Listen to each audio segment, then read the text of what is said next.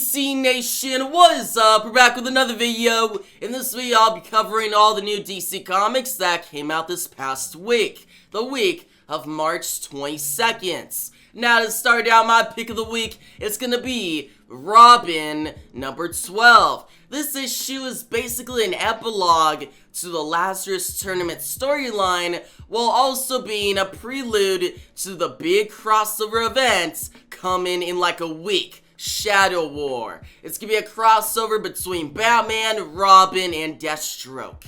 And it's really the final few pages of this issue that sets it up. But before we get to those final few pages of this new Robin issue, let's talk about the rest of the issue. The issue opens up, you see Damien, he leaves Lazarus Island, but he says goodbye to Connor Hawke one more time, and we get an awesome splash image where we get the title, Demon or Detective. This entire issue really starts to delve into Damien's character even more. But I really like this splash image, because just having Batman and Green Arrow above them, and Damien and Connor Hawke now being on good terms, actually like friends, not foes, it's really cool. Now from there, Damien steals one of Talia's ships, one of his mother's ships, and he gets away. Now Talia, she follows him because she is worried about her son. Now after Damien, he leaves Lazarus Island, he makes it Gotham, he has the Lazarus resin which can bring people back to life,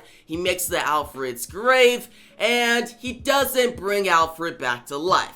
Now, it's not like a simple, like, okay, decides not to. No, we get a whole sequence where we see this subconscious side of Damien, which is dressed differently. Actually has a really cool look. They fight, you have this evil Damien versus our Damien. It's a really awesome sequence, which really delves into the idea that, okay, Damien has killed a lot of people, he's been going through the cycle, but he's trying to save people too now. He's trying to be a little different. And saving Alfred might be the start of that, but by the end of the sequence, he realizes that, no, that's not the good idea. It's not the time for that. So he just hits the Lazarus resin into the gravestone of Alfred, and then he's then hit into the grave, and the person who pulls him out is Talia al Ghul, his mother. And from here, we actually get a really great scene between the two. Talia tries to convince Damien to come with her, but Damien's like, no, I don't want to go with you. You just think of me as a weapon.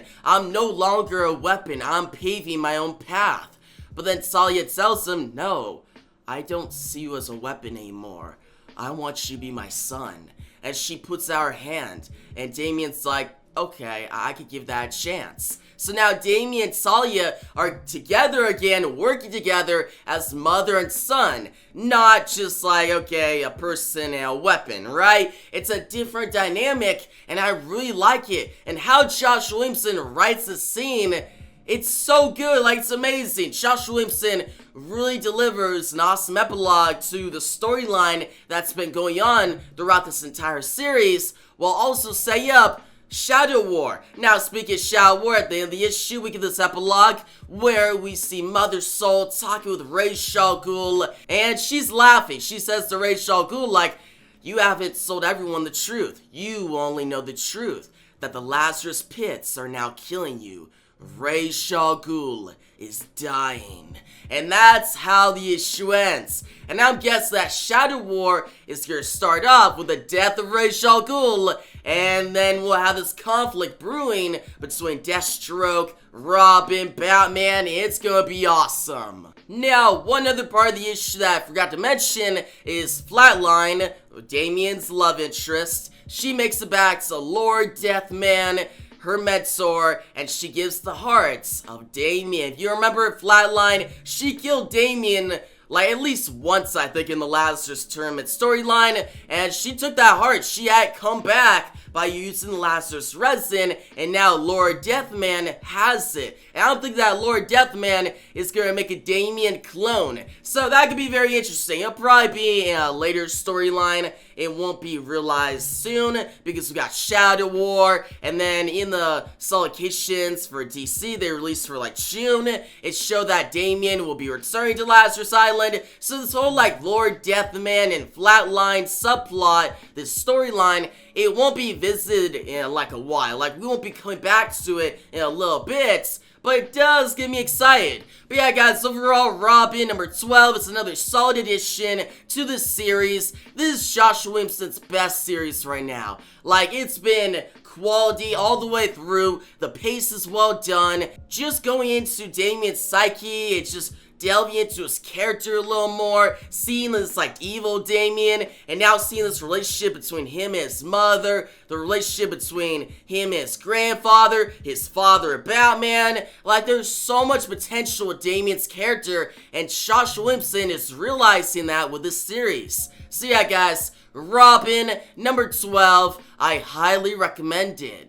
Now, next up on our list, we got Deathstroke Inc. number 7, also written by Josh Williamson, and this is a great issue. This is actually my favorite issue of this series thus far, and the whole issue is just the reveal of Respawn, who this character is, who this mysterious character that's been showing up in Robin, the last year's tournament storyline. Who is he? He hates Damien, he has a connection to Deathstroke. Well, in this issue, we see Respawn, Ravager, they team up, they try to ambush Deathstroke, but he actually ambushes them. Great scene, by the way. And then Deathstroke is like, who are you? And Respawn, he takes off his mask. And it's revealed that basically Respawn is an offspring of Deathstroke and Talia al Ghul. Now, they didn't actually make love and had Respawn. No, Ra's al Ghul, he took the DNA of Deathstroke and implemented it with his daughters, then boom, you got Respawn.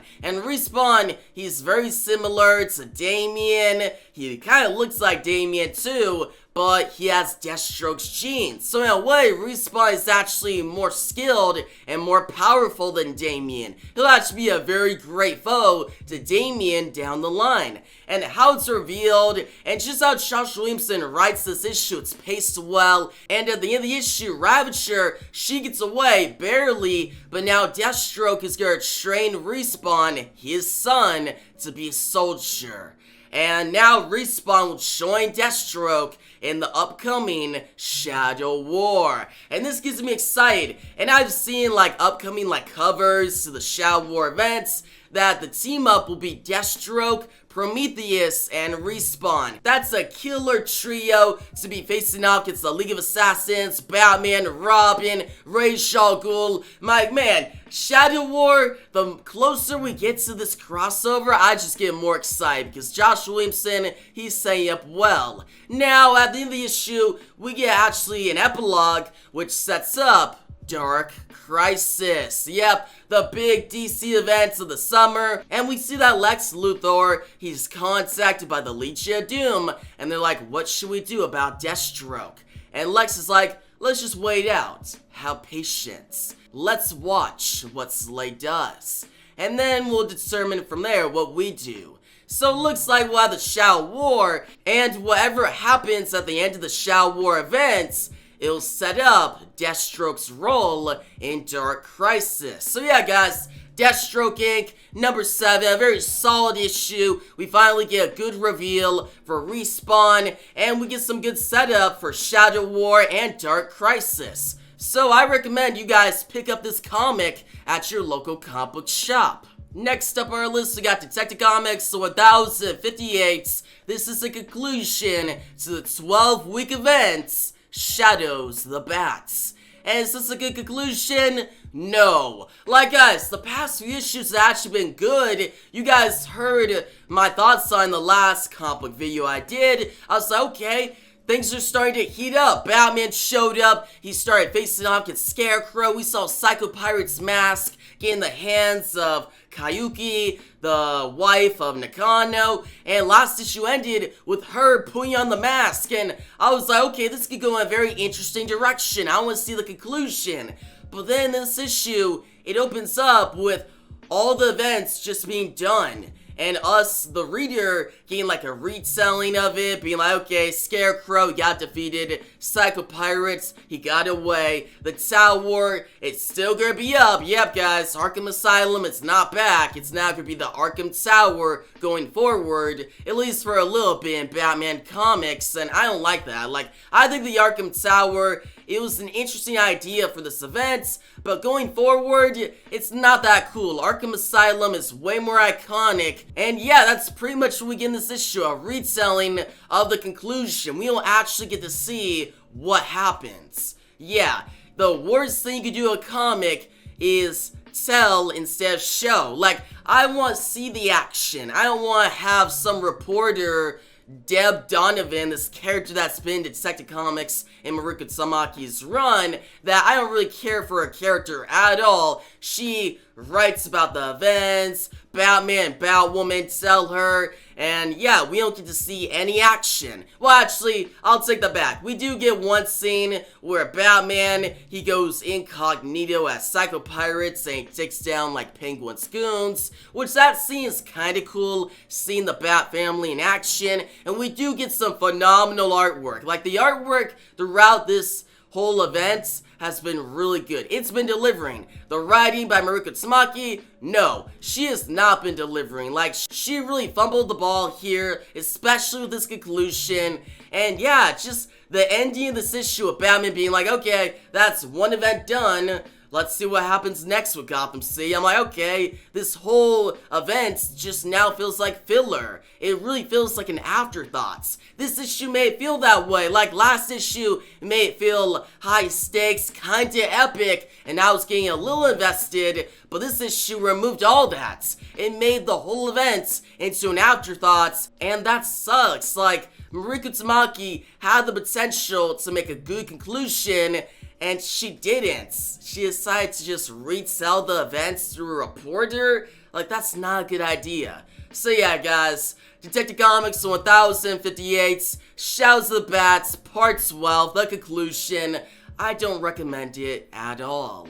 Next up on our list, we got Task Force C, number 6, written by Matthew Rosenberg, arts by Jack Herbert. And I'm gonna start out by saying the artwork in this issue is phenomenal. Like, it's very creative, it's unique, just how Jack Herbert does the panel layouts and how he does the action sequences. It gets you invested. Like, I was on the edge of my seat this entire issue, not just because of the writing, which I'll get to in a second, but because the artwork was really well done. Like, it was awesome to look at. Just how the characters are drawn, and especially the fight between Red Hood and Batman this issue is so cool. And I won't say actually it was like a full-blown fight, it was more like a confrontation, that's a better word for it. But to the writing by Matthew Rosenberg, it's great. Just the beginning of this issue where KG Beast, he gets defeated by Two-Face, Bane, Mr. Freeze, and Jason Todd, Red Hood, of course. He's the main character of the story.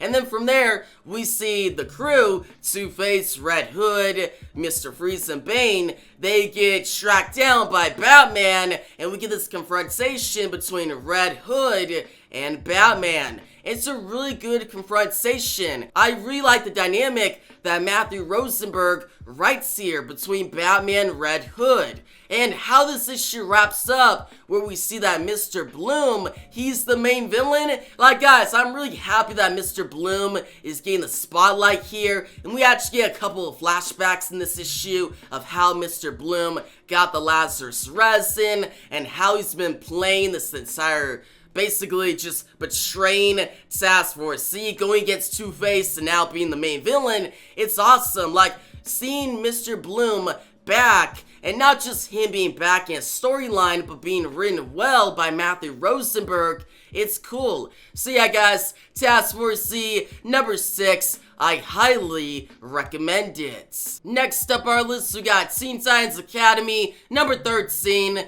This is War for Earth 3, Part 4. This is the penultimate chapter in this crossover between Suicide Squad, The Flash, and Teen Titans. And this issue, it wasn't that good. It was the weakest issue in this crossover so far. Because, okay, most of this issue doesn't really focus on the main story going on in this crossover. Yes, it comes around at the end of the issue, but at the beginning of the issue, you just see, okay, Raven struggling with who to save, Beast Boy or Cyborg, which I don't like this scene because Raven literally has the power to heal people, but the writer, Tim Sheridan, he's just nerfing her to now have this dilemma of who to save. And also in this issue, Raven calls Beast Boy Changeling, which I don't like because, okay, he's been called Mr. Changeling throughout the series, which I was fine with because the students were calling him that. It was just like a nickname. But now that Raven is actually calling him Changeling when talking to other Teen Titan OGs, I'm like, it doesn't fit. It's a little detail, but I didn't like it. Like, I'm like, why is she saying, who can I save, Cyborg or Changeling? Like, why don't call him Beast Boy? Now, after that scene, we get some developments on Red X, Nightwing's search. It's not going well, he can't find Red X. And we just get like a retelling of the previous events going on in this series with the 4 writers of Apocalypse, Future States, Red X. We see some of like the Teen Titans Academy students. They want adventure, so at the end of the issue, they jump on board the ship where the Teen Titans and the Suicide Squad are going to Earth 3 to fight against Amanda Waller and the Crime Syndicate. And yeah, that's really what happens in this issue. And to my one point about how this issue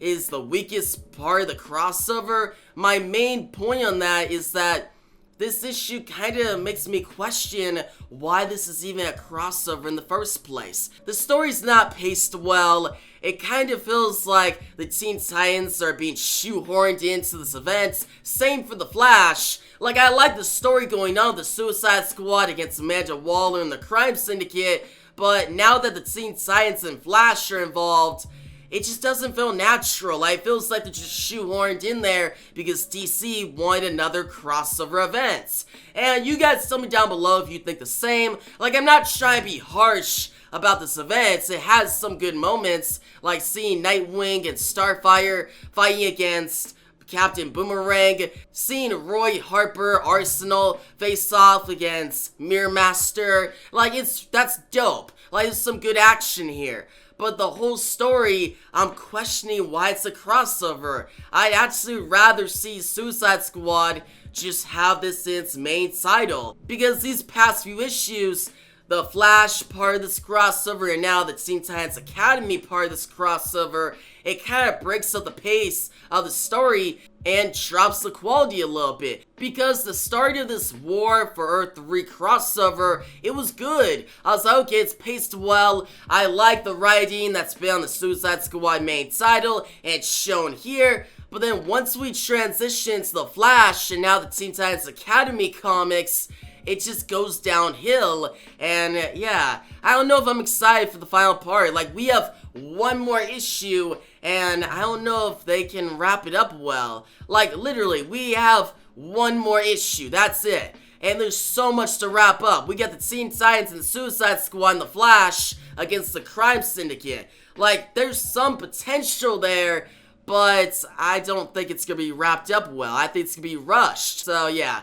Teen Titans Academy number 13, I don't recommend it. Like, it was a weak issue, and maybe I'm nitpicking too much, maybe I'm being too harsh, I'm trying not to be, but yeah, I'm just not enjoying this crossover as much anymore. It started out good and now it's going downhill. You guys, some of your thoughts down below. But moving on to the last new DC comic that came out this past week, it's Rogues number 1. This is a Black Label miniseries that'll be 4 issues written by Joshua Williamson, and this issue is paced well. And this issue is an awesome premiere issue. Like, it starts up the story well. We see at the beginning of the issue, which I really like, we see a flashback where we see the Rogues. They show up to this bar, and this bar is ran by Condiment King. Yep, Condiment King runs a bar where all these villains show up just to talk. And I think that's such a great idea. It puts like Condiment King in a great role, and just see him talk to other villains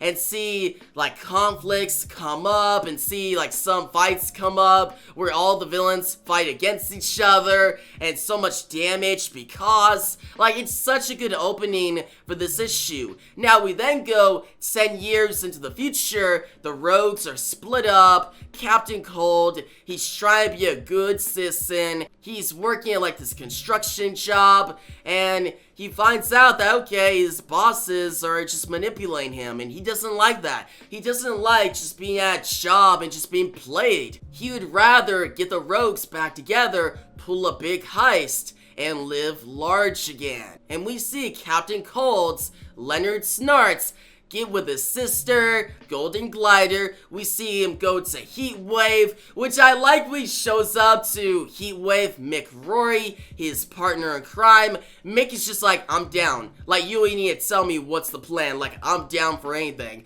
Whereas everyone else he goes to, they're kind of hesitant at first. But yeah, we got Golden Glider, Heatwave, we got Trickster, and we actually got some newcomers, Bronze Tiger and Magenta. The rogues, they're back together by the end of the issue. We find out the heist that Captain Cold is trying to do is he's trying to break into Gorilla City and steal all of Gorilla Grodd's gold. And I like this idea. It's a very interesting idea that can lead to some awesome action sequences. It's a very unique story. It fits with the rogues. And just the end of the issue where you see the rogues trying to set up for their heist, and Captain Cold sees that everyone around him, Golden Glider, Heatwave, they've all grown soft. They're not like they used to be. And Captain Cold is like, get your shit together. Like, we need to be the same force we used to be. And he's like, we're not just no common citizen.